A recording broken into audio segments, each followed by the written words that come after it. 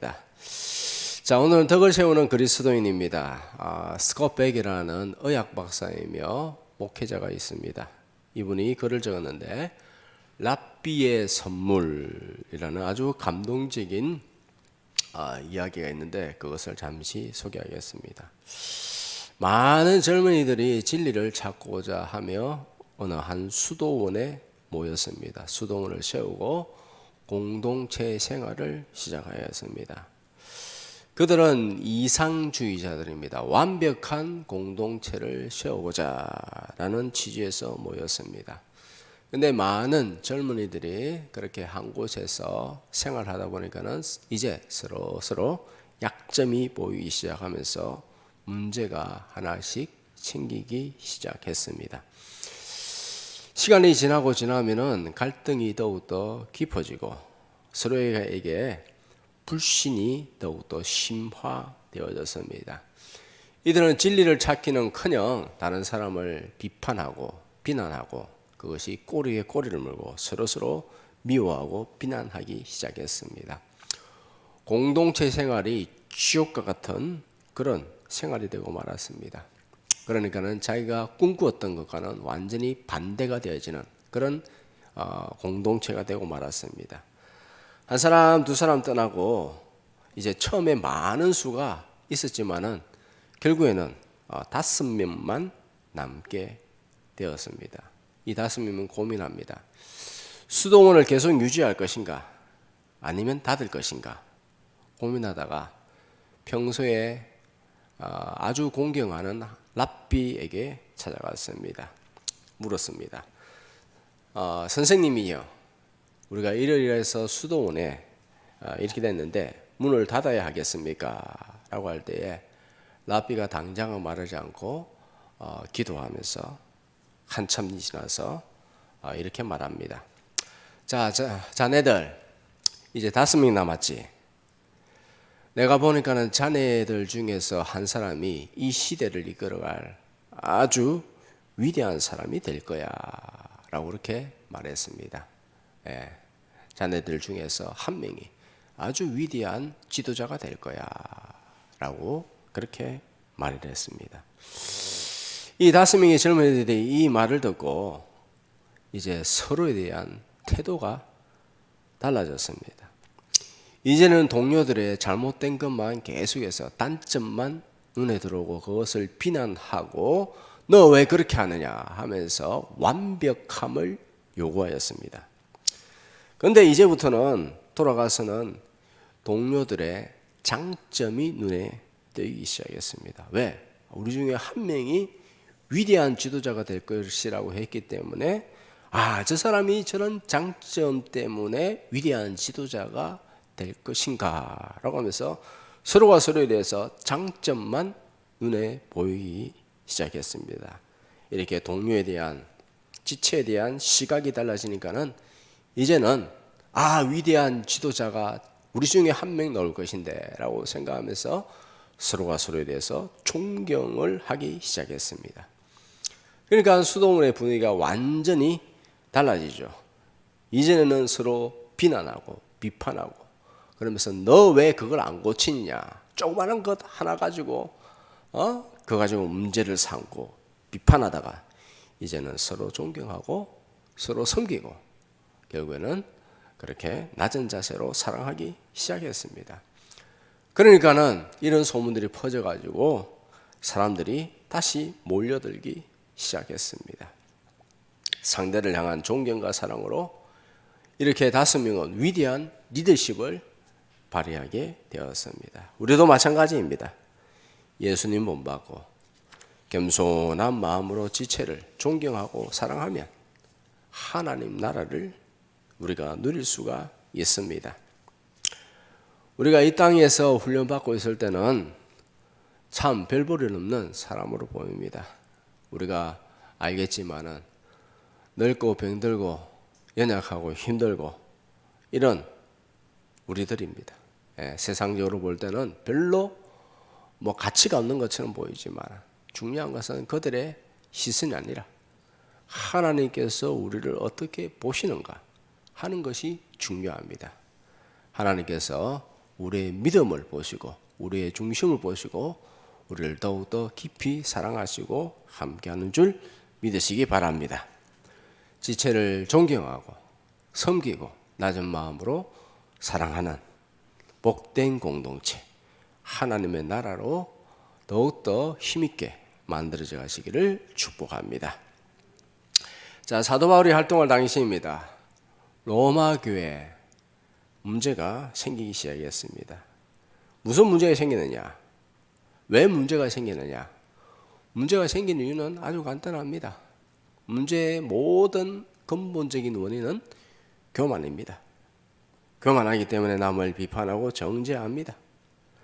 자, 어떤 일을 인해서 로마 교회 안에 문제가 생기느냐 하면은 두 가지 문제입니다. 하나는 먹는 문제입니다. 먹는 문제. 왜 먹는 것이 문제가 생기는가?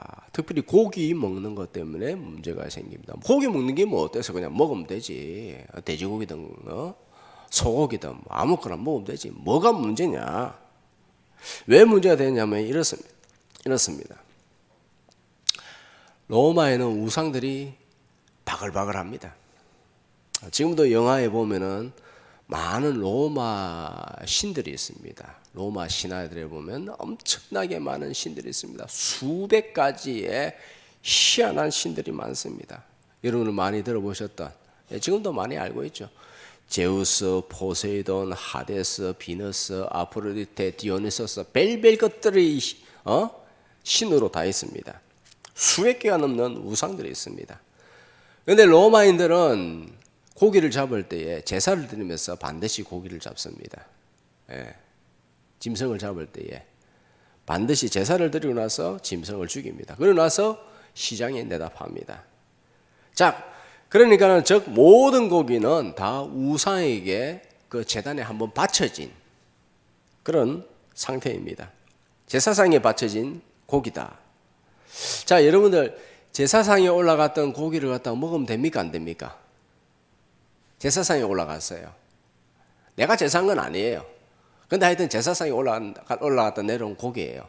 먹으면 돼요? 안 돼요? 먹으면 된다 손 들어봐요. 안 된다 손 들어봐요. 네, 먹으면 된다 안 된다 좀 헷갈리죠, 그죠? 먹으면 된다도 있고 안 된다도 있고 뭐 좀 헷갈립니다. 당시에 성도들도 헷갈렸습니다. 이거 먹어야 되나 말아야 되느냐. 어떤 성도는 와 우상 숭배다, 그 고기 뭐 우상 숭배다 하면서 고기는 전혀 먹지 않고 이제부터 채소만 먹는 거예요. 채소만. 고기는 이제 다 제사상에 올라갔다 왔기 때문에 채소만 먹습니다. 또 근데 한편 어떤 성도는 생각하기를, 야, 내가 뭐 재물을 생각하고 우상에 숭배했냐? 뭐 고기인데 그냥 고기 하나님께 주신 건데 감사함으로 먹으면 무슨 문제가 있느냐? 라고 하면서 그냥 먹었습니다. 하나님 감사합니다 하면서 고기를 먹었습니다. 자, 근데 사실 하나님께서 동물과 식물을 먹으라고 했습니다. 우리에게 음식으로 주셨습니다. 우상은 미신에 불과합니다. 그거 신경 쓸 것도 없어요. 그냥 무시해버리면 돼요. 그냥 결론은요 뭐냐 하면 감사함으로 먹으면 돼요. 근데 이 또 먹으면 또 안 되는 이유가 이 먹는 것 때문에 또 지체들에게 시험에 들기 때문에 마음에 어려움을 주기 때문에 먹으면 안 된다라는 거예요. 먹을 수도 있어요. 근데 뭐가 문제라고요? 고기 먹는 것을 우상 숭배라고 생각하는 사람이 있기 때문에 이 고기 먹는 것에 대해서 조심해야 된다. 그 사람이 안 볼 때 먹으면 돼요. 아시겠죠? 내가 고기 먹는 건 괜찮다니까. 근데 그걸 보면서 우상 숭배 아니냐라고 생각하는 사람이 있기 때문에 그걸 보고 마음에 시험에 들고 그것이 잘못됐다라고 정죄하는 사람이 있기 때문에 참 먹기가 힘들다는 거죠. 자, 그에 대해서 사도 바울의 1절에 로마 성도들에게 답을 주고 있습니다. 1절 시작. 믿음이 연약한 자를 너희가 받되 그의 의견을 비판하지 말라.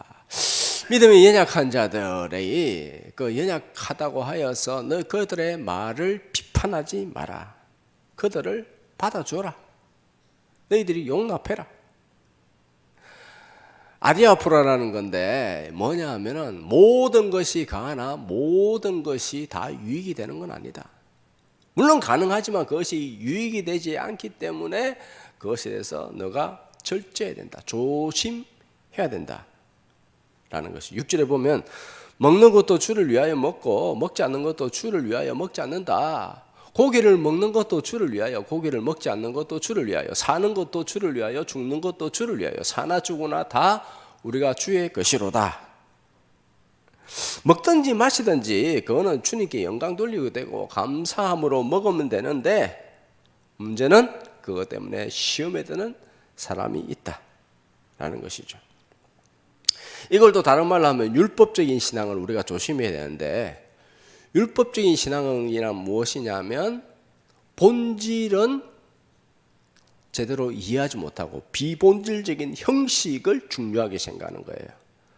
그러다 보니까 외적인 것을 중요하다 생각하다 보니까는 하라 하지 마라 하라 하지 마라 이런 것에 집중하는 거예요. 하나님의 사랑, 하나님을 정말 더욱더 깊이 알아가고 하나님 마음을 이해하고 하나님과 동행하고 이런 것에 대해서는 본질적인 하나님과 대화하고 이런 것에 대해서는 놓쳐버리고, 이런 게 안 되니까는 본질을 놓쳐버리니까는 비본질적인 걸 찾게 돼요. 영적인 세계를 경험하지 못하니까는 눈에 보이는 것만 행위와 형식과 이런 것들에 이것을 중요하게 생각한다는 거예요. 아시겠죠? 오늘날 교회도 마찬가지, 어디 가나 마찬가지예요. 하나님과의 인격적인 교제와 만남과 임재와 그런 것이 없으면 비본질적인 것 때문에 시험에 들어요. 그거밖에 왜? 그거밖에 안 보이니까. 아시겠죠? 네. 눈에 보이는 것이 전부니까는 눈에 보이지 않는 영적인 세계를 경험하지 못하니까는 영적인 것에 대해서 무시해버리고 보이는 것, 형식, 해라, 하지 마라, 행위 이런 눈에 보이는 것들만 쫓아가다 보니까는 결국에는 율법적인 신앙, 잘해봐야 바리새인이 되어버린다는 것이죠. 자, 다시 말하지만은 고기를 먹는 것 때문에 다른 지체가 시험에 든다면은 마음이 어렵다. 그러면은 고기를 내가 먹는 것을 삼가야 된다. 조심해야 된다. 라는 것입니다. 예를 들어서 자, 성경에는 술 먹지 말라고 했습니까? 술 취하지 말라고 했습니까? 취하지 말라 했죠. 예. 예수님도 포도주 먹었는데 그럼 우리도 예수님 따라해서 포도주 먹으면 돼. 술 먹어도 괜찮아요. 그런데 안 취할 정도로만 마셔야 된다니까. 안 취할 정도로만. 그래가지고 어떤 목사들은요, 아이 포도주는 먹으면 된다 이래가지고 홀짝홀짝 마셔요. 예? 그럼 성도들은 시험에 드는 거예요. 시험에 들어요. 어떤 타락한 목사들은 그렇게 말하죠. 아이 포도주 뭐 먹어도 되지 뭐. 안 취할 정도로 먹으면 된다. 그런데 사실은 변명이고 우리 한국 교회 성도들은 마시면 안 됩니다. 왜 그러냐? 한국 교회 성도는 일절 술 마시면 안 됩니다. 왜냐? 조선 초기에 선교사들이 우리 조선인들을 향해서 금주령을 내렸습니다. 왜 그러냐? 조선 사람은 한 번 마셨다 하면 취하도록 마신다는 거예요. 한 번 마셨다 하면 취하도록 마십니다. 절제가 안 돼요. 예를 들어서 농사를 지으면 중간중간에 참을 먹잖아요. 그죠? 막걸리를 가져옵니다. 자, 조금 마시고 기분 전환만 하면 좋은데 보니까요, 선교사들이 보니까는 마셨다 하면 취하는 거예요. 마셨다 하면 취할 때까지 마시는 거예요. 예? 논일하고 그러면 얼마나 힘들어요. 허리가 엄청 아프죠. 술이 좀 필요하기도 합니다. 그런데 이제 저녁이 되어지면 너무 많이 마신 상태가 되어져 버려가지고 술이 취해버려가지고 날마다 막 술이 취해가지고 고함 지르고 싸움을 하고 막 그렇게 뜨뜻한 거예요. 교회 다니는 사람이는 거 다 아는데. 예? 술에 입만 대기만 하면 계속해서 취할 때까지 마십니다. 실수를 계속합니다. 빠짐없이 실수를 합니다. 실수가 아니죠, 이거는 뭐. 그래서 선교사들이 아무리 조금만 마시라 해도 안 되니까는 어떻게 해버렸어요? 마시지 마라. 당신네들은 보니까는 먹었다면 취한다. 취할 때까지 먹는다. 그래서 일절 술을 마시지 마라 라고 이렇게 금주령을 내렸습니다. 그래서 외국에 있는 교인들은 술을 조금씩 마시는데 우리 한국 사람은 일절 안 마시는 게 맞다라는 것입니다. 어떤 사람이 이런 말을 했습니다. 그럼 총회에서 헌의 해가지고 금주령을 풀피다. 그럼 술을 마시도록 합시다. 예. 참 어떤 면에서는 세상 사람은 그렇잖아요. 치중진담, 그죠? 술의 힘을 빌려가지고 속에 있는 내용 갖다 이야기하고 그러면서 푸는 것이 있습니다. 자, 우리도 그런 것이 필요하다. 헌의해서 풀면 안 되나? 라고 그렇게 말합니다. 근데 인간적으로 그렇게 하면 될 것 같지만은 이게 법적인 문제가 아니라 아마 한국 사람은 지금도 마셨다 하면 취할 때까지 마십니다. 예? 마셨다 하면 분명히 취할 때까지 마십니다. 그러면 싸우게 되죠. 구약에도 이런 내용이 있습니다. 예레미야 35장에 보면 이런 내용이 있습니다. 하나님께서 예레미야에 가서 말씀하십니다. 너가 레갑 자손의 후손들에게 가보라. 레갑 족속의 후손들에게 찾아가보라. 그리고 포도주를 먹어보라고 한번 해봐라. 그런데 그들은 포도주를 거부했습니다. 왜냐하면 레갑의 아들 요나답이 있는데 요나답 선조가 있었는데 이 선조가 포도주를 일절 마시지 마라 라고 그렇게 명령을 했습니다. 그래서 300년이 지나도 레갑의 후손들은 순종하여서 술을 마시지 않았습니다. 이 하나님께서 뭐라고 하시는가? 내가 너희들을 영원히 보호해 줄 것이다 라고 약속하셨습니다. 예레미야 35장 19절 시작. 그러므로 만군의 여호와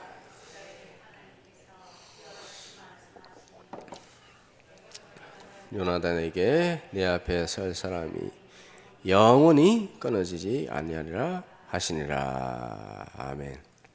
자, 하나님은 약속의 하나님입니다. 약속을 철저히 지킵니다. 그리고 약속을 지키는 자들을 사랑하시고 복을 주십니다. 믿음으로 하나님 말씀 붙들고 약속 붙들고 사시기를 주님의 이름으로 축복합니다. 주님께서 반드시 그를 보호하십니다. 고린전서 10장 23절 다 같이 시작. 모든 것이 가나 모든 것이 유익한 것이 아니요 모든 것이 가나 모든 것이 덕을 세우는 것이 아니니. 예, 무슨 말이냐? 너가 뭘 하든지 그거는 중요하지 않다. 예?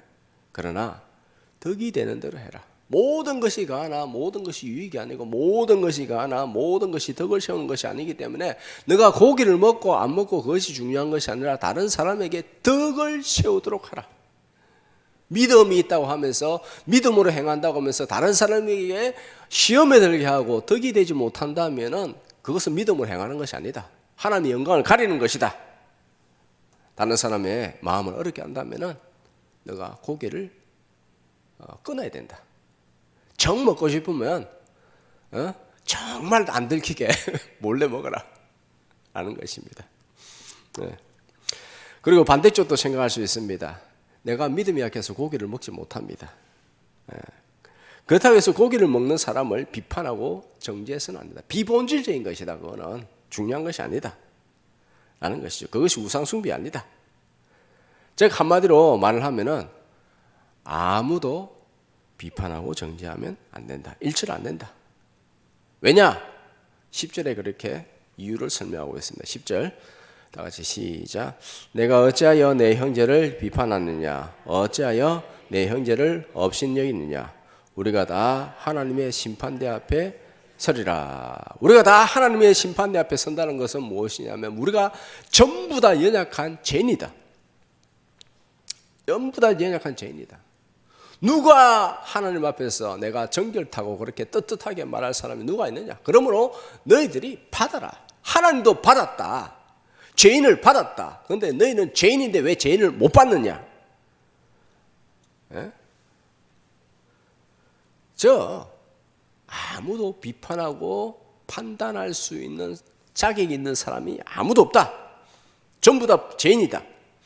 그렇기 때문에 너희가 서로서로 예수님 안에서 용서를 받았으면 서로 위로하고 격려하고 겸손하게 사랑으로 섬기라.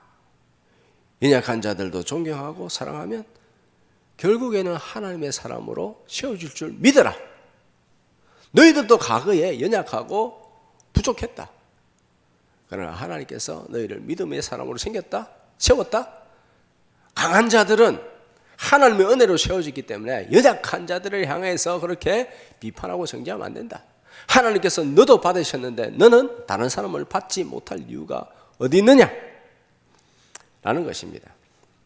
즉 연약한 자들도 서로 존경하고 사랑하면 결국에 하나님의 사람으로 세워진다 라는 그런 의미를 가지고 있습니다. 자, 18세기에 나폴레옹이 유럽의 전반적인 부분을 다 지배했습니다. 점령하는 곳마다 부대를 만들고 밤에는 보초를 세웠습니다. 한 번은 나폴레옹 대왕이죠. 이 대왕이 밤에 보초를 잘 서고 인지대에서 순시를 나갔습니다. 그런데 어느 보초막을 가다 보니까는 한 병사가 총은 옆에다 놔두고 쭈그리고 앉아서 자고 있는 것이었습니다. 나폴레옹이 그 모습을 보면서 화가 났습니다. 그런데 마음을 다스리고 사병이 옆에 놔둔 그 총을 갖다 자기가 들고 자기가 대신해서 보초를 섰습니다. 한참 시간이 지나고 이제 먼동이 터오고 있는데 보초병이 깨어났습니다. 그런데 보니까는 어떤 사람이 자기를 대신해서 보초를 서고 있었습니다. 보니까는 나폴레옹이었습니다. 보초병은 어쩔 줄 몰랐죠. 정말 잘못했습니다. 너무 피곤해서 힘들어서 그냥 깜빡 잠이 들고 말았습니다. 라고 하면서 용서를 구했습니다. 그랬더니 나폴레옹이 이 병사한테 오히려 위로했습니다. 그래 얼마나 피곤하냐, 얼마나 힘드냐, 쉬어라. 내가 대신 잠시 보초를 서줄게. 라고 그렇게 용서해 주었습니다. 그 사병은 너무 감격스러워서 평생 나폴레옹한테 진심으로 존경하고 마음을 다하여서 헌신하였다라는 것입니다. 우리도 동일합니다. 예수님께서 우리의 모든 연약함을 대신 지시고 십자가에서 우리의 죄의 문제를 해결하여 주신 줄 믿습니다. 그래서 우리는 그 사랑에 감격하여 우리 전 인생을 주님 앞에 헌신하고 있습니다. 그리고 교회에 오면은 다시 한번 우리는 주님의 말씀을 듣고 주님의 뜻을 깨닫고 마음에 새기고 주님의 뜻대로 살아가야 됩니다. 주님의 원하는 것은 무엇이냐? 너희가 서로 받으라. 겸손하게 서로 사랑하라. 라는 것입니다. 자, 두 번째로 날짜 문제입니다. 똑같죠? 동일합니다. 모든 문제는 다 동일합니다. 본질은 똑같습니다. 자, 원래 유대인들은 안식일을 언제 지키냐 하면은 유대인들은 항상 저녁부터 시작합니다. 저녁이 되고 아침이 되니 이는 첫째 날이라. 저녁이 시작입니다. 그리고 1년 중에 시작은 언제냐 하면 양력으로 하면 9월이 시작입니다.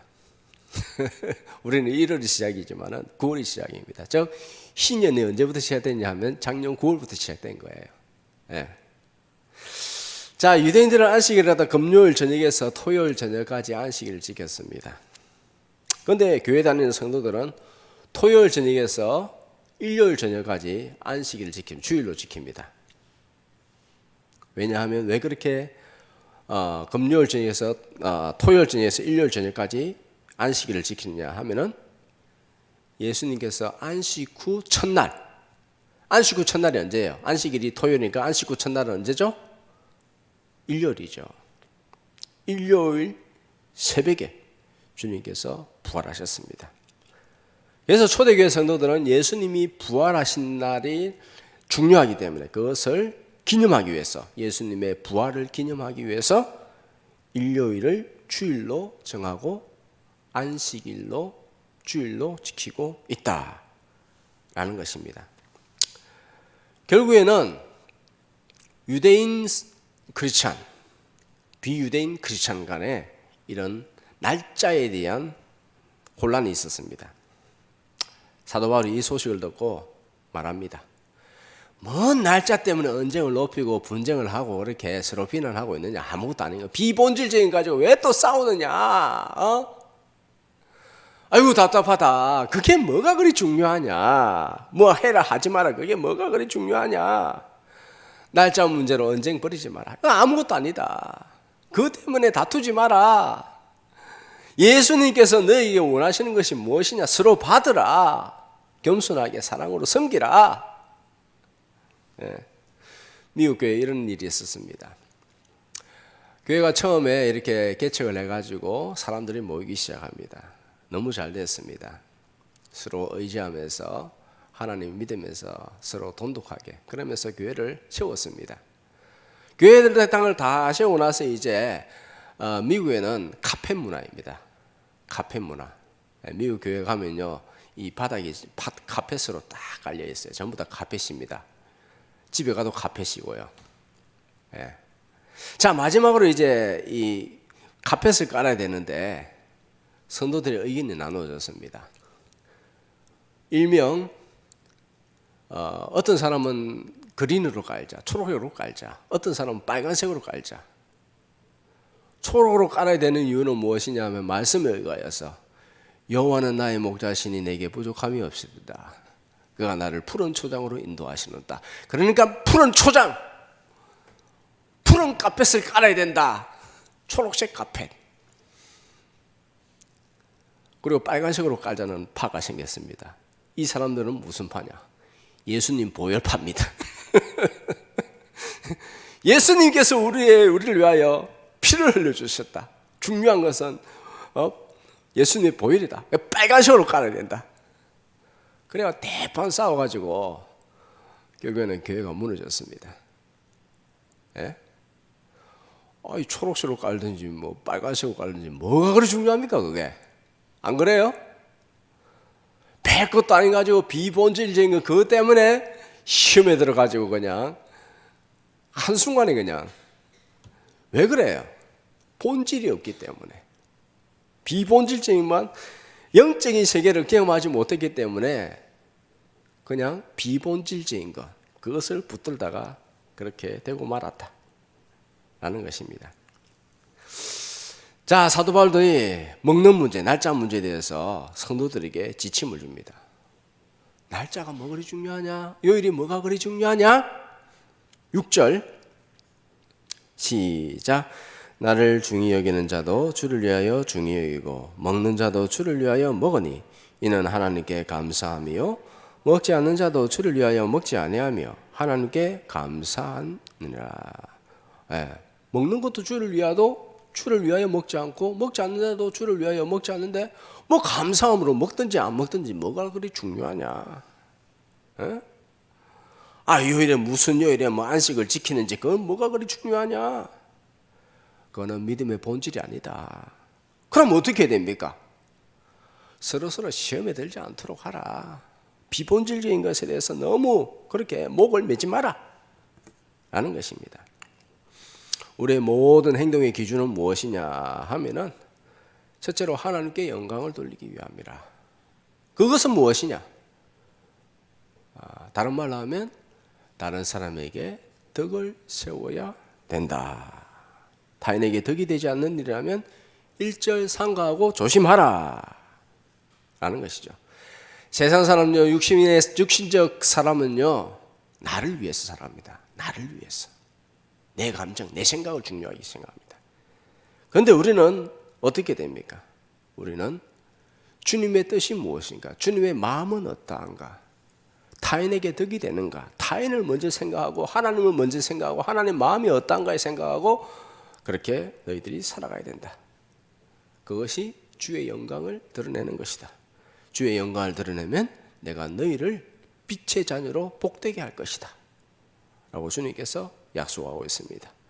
먼저 주님을 생각하며 주님의 영광을 드러내며 덕을 베푸는 성도로 사시기를 주님의 이름으로 축복합니다.